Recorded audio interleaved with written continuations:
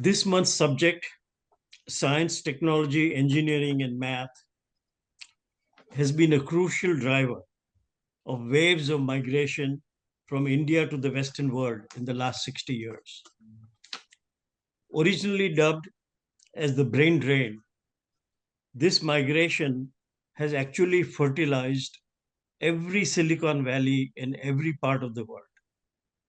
And it's a huge contribution of India to the world and to the growth of technology. I remember almost 60 years ago, there was a very lively discussion in India about the India's brain drain. Until somebody said, better brain in the drain, I'm sorry, better brain drain than the brain in the drain. And that quieted the discussion right away. Nobody was complaining about brain drain anymore. There is no doubt now that the Indian scientists and engineers have played the most crucial role in the growth of technology, in the technological advances of the last 60 years, in every branch of technology. And there are myriad such branches. Uh, Today, we are attempting to present only a few of those technological branches. And again, welcome to the GOPIO STEM webinar. For those who may be new to GOPIO, the organization was founded in 1989 as a pan-Indian non-profit community service organization, which is spread all over the world with 30. It has been there for 36 years with 100 chapters in 35 countries. One of GOPIO's key missions has been to empower our diaspora, not only to engage meaningfully in the countries where we live, but also remain deeply connected with our motherland, India. Over the years, we have worked to bring the Indian diaspora into the mainstream public life and to address many of the issues of our community in the last 36 years. Today, we are expanding that mission to the technology and innovation frontier. One of our new initiatives is to build bridges between diaspora scientists, technologists, and entrepreneurs and their counterparts in India, and to connect them with India's leading scientific and research institution. We believe that for India to accelerate its technological advancement and close the gap with global leaders like China, collaboration with our highly accomplished diaspora professionals is essential. By sharing expertise, supporting innovation, and strengthening incubation ecosystems, our diaspora can play a vital role in India's journey towards becoming a global technology powerhouse.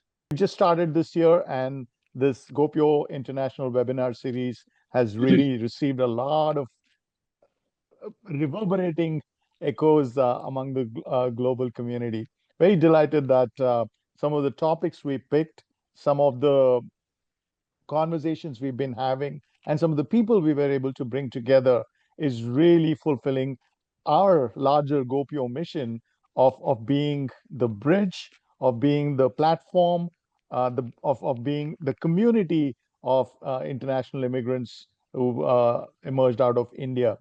So this day, today, we'll be addressing a pivotal topic called shaping the future. It reminds me of the berry, yoga berry kind of Yogi Berry's kind of lines that says, the future, the beauty of the future is it comes one day at a time. And it's predicting the weather, right? How do you predict the future, and how do you understand technologies that are going to shape and technology obsolescence itself is becoming such a highly fast-paced acceleration of change. So I spend a lot of my time in the tech world, and so we understand what it means for technology to get obsolescent and new technologies to be embraced and adapted. So today we've put together a dignitary set of luminaries, so to speak, from all parts of the world, and we have also assigned the role of moderating to a luminary who's joined us from down under, so to speak. And so, what the structure of the format has been is that first the leadership team of GOPIO, Thomas Abraham and Prakash Shah, will first speak and then bring in greetings and set the context. And then we dive right in because we have a lot to cover, from researchers who are doing some cutting edge work to academicians and practitioners and entrepreneurs and public servants who are addressing this future technologies and that are going to rapidly shape our impact. Now, I'll just focus a little bit about the Indian scenario because energy is one of the important area that we are working on, and we do struggle a little bit because, as you all know, that we do have 500 gigawatt of installation today in this country, out of which the requirement is just 250 gigawatt. So even 50% energy beating become a challenge for this country today because of most of the hydropower projects are not operating as expected. And hence we are moving towards actually renewable energy as such. But in the meantime, that electric vehicle concept, which has come to action today, probably we are worried that if all the electric vehicles of this country get charged during the peak hours, evening 7 p.m., then probably most of the villages of this country will not have access to electricity. So now it is quite important how to have energy access for all and how we can add on energy in a fast pace, especially in a couple of years, at least 200 gigawatt in next 3-4 years become a question. My background is advanced manufacturing. In my career, I started working with mega manufacturing, like dealing with massive aircraft services for Boeing and Airbus. And to a stage now, I work on the nanotechnology for biomedical applications. I started with the meters of the surface deflections. Now I deal with the nanometers of the nanoscale technology for biomedical and healthcare applications. I have seen the technological development over past 40 years. In particular, the technology growth is exponential over past 10, 15 years. It's going to be further fast in with the impact of digital technologies and the impact of AI on everything we do in our life. Indian government appointed me twice as a Vajra professor. Basically, the function of role of a Vajra professor is to bring technology together to support Make India project a success. But they appointed me third time, but I would decline because I would spend 3 months in India every year when I hold those appointments. My current role as a dean is becoming increasingly difficult to give that amount of time. But during my 2 tenures of Vajra professor with India, in partnership with the Indian Institute of Science, Bangalore, and also IIT Madras at Chennai, we developed a lot of partnerships in 2 areas. One is energy materials and battery particularly, and second one is nanotechnology or nano surfaces to prevent bacterial spread, or we call pathogenic impact. Say something about advanced materials, and honestly, I mean, that will be a little too much because the advanced materials, let me just try to share my slide in the meantime. Yeah. So advanced materials, I mean, materials is really is used in any technology there. So really talking about the whole technology, and that will be way too much, obviously, for the time we have today. And so I thought I'll restrict to advanced classes. That is the class of materials with which I'm most familiar with. And even the glass is a large field. And to simple common man, glass is a glass. What's the big deal? As we'll see, that's not the case. And as I think certainly the audience here would recognize the impact that the glass has made at a high level, certainly in the area of architecture, which has been revolutionized. Imagine buildings without windows, and there cannot be any window without a glass. And so that's unthinkable how the glass technology has transformed the way the architecture is today. Of course, I'm talking to you because of the information and communication that has been made possible because of the glass optical fiber. But things are moving forward, on a different level altogether, introducing the idea of photonics, which is parallel to how the electronics was 50 or 70 years ago, and that's where the photonics is going to be in the future. Where I sit in Columbia University, we have our department is called Earth and Environmental Engineering. So you can see from the name itself, we do a lot with Earth and environment. And so S3M is what we are developing at Columbia. It's a track. It represents sustainable minerals, metals, and materials. And we have other tracks like water, energy, policy, climate control, carbon management, and environment.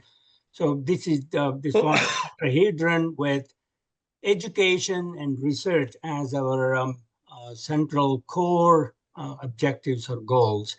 And at least in Colombia, we are developing this S3M under the paradigm of Minds of the Future. And you will see why Minds of the Future. We need integrated and transformative innovations. You'll see why. And we are also doing a significant amount of educational outreach because very few people understand what mining is all about and why we need it. So I am currently based in Pittsburgh, Pennsylvania, and I serve as the executive director of Sustainable Pittsburgh, which is a nonprofit organization that has been in existence for about 25 years. And we do a lot of work working with small, medium, large corporations and Main Street businesses, particularly focusing on clean energy, thinking about workforce development in the region. But one of the bigger things that we're thinking about right now is the exponential growth of artificial intelligence, and it's how it's really transforming our daily lives. And one of the things that's really incredible about Pittsburgh is we're home to Carnegie Mellon University as well as the University of Pittsburgh. And just based off of some of the things that I've heard here, I think that there's an incredible amount of innovation that's happening amongst all of you. And if there's an opportunity to create some connectivity between what Pittsburgh is doing to lead in this global economy, not just nationally, but truly globally, because of the amount of immigrant populations that we have that are coming to this region, I think that there's a tremendous amount of synergy. So just to kind of give you a little bit of background on some of the work that we do at Sustainable Pittsburgh, we convene various different networks. So one of the networks that we have is our CEOs for Sustainability Network, which includes roughly 40 different companies across the state of Pennsylvania. And we really try to champion thought leadership in the clean energy domain, as well as thinking about innovative technologies that are shaping how we think about the clean energy economy. I am the founding partner and CEO of EMVC. We are one of India's most active early stage venture capital funds focused on fintech, commerce enablement, and digital infrastructure that is scaling both in India as well as building innovation in India for international global markets.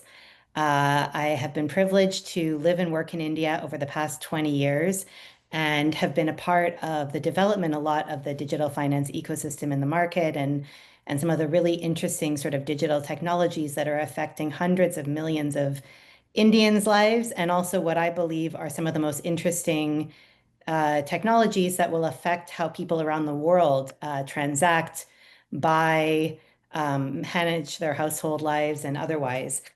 I was really honored as part of the intro for context to be named India's Global FinTech Person of the Year last year at the Global FinTech Festival, which was presided over by the Honorable Prime Minister Modi. And our firm just last week was named one of the world's top AI and FinTech investors by Wealth and Finance magazine.